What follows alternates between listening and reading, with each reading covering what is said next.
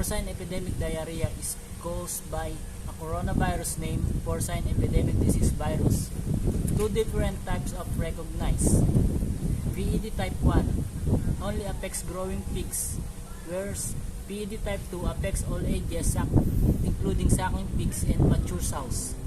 PED damages the cell surface in the pig gut, reducing amount of absorbing surface area, which results a loss of fluid, diarrhea, and dehydration.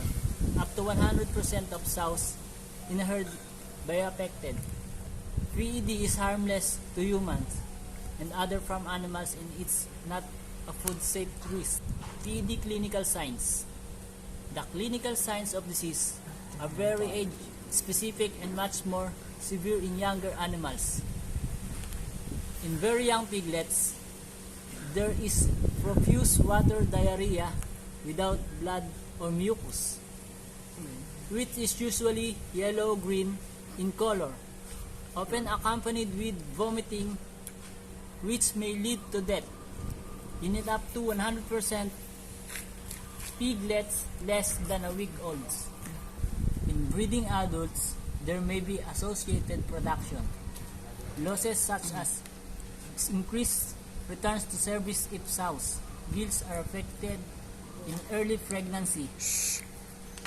As with many viruses, the disease tends to be more prevalent in the winter, as the coldest weather assists the survival of the PED in the environment. Predisposing factors.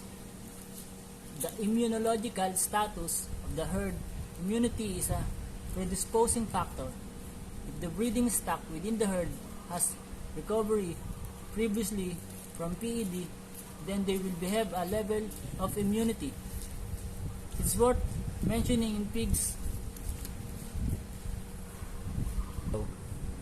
Diagnosis. This is based on the history, clinical signs in the different age groups, and examination of fetal examples. Dead piglets of evidence of PED type 1 and type 2 by laboratory diagnosis. PED is transmitted primarily via fecal oral route, and infected pigs shed enormous amount of the virus for 7 to 9 days. Transmission may be through direct contact with infected pigs or indirect exposure to infected pigs' feces, which may persist in cool, damp organic matter for up to a month. The virus is killed by most common disinfectants such as Bisbircon S. PED may also spread through the air via semen and blood plasma. Prevention. Strict biosecurity and sanitation are the best means of prevention. A biosecurity procedure with respect to visitors and vehicles is essential, especially the point of access to the farm by filming their vehicles. Controlling vermin, especially rats, will assist in not undoing your biosecurity efforts. A vaccine has been produced in the USA against PED type 2, but its efficacy and how best it is used is still being evaluated. There are no vaccine licensed in the UK, as our biosecurity plans are our only security in preventing our herds from spread of PEDB. Then in the UK, consider joining the AHDB Fourth Significant Disease Center charter with the aim of producer to sign up voluntarily to share information quickly in the event of an outbreak, which will in turn make the control of disease faster and more effective. Treatment. No specific treatment for PED is available. Affected pigs should be kept warm, dry, and well hydrated with oral electrolyte supplementation.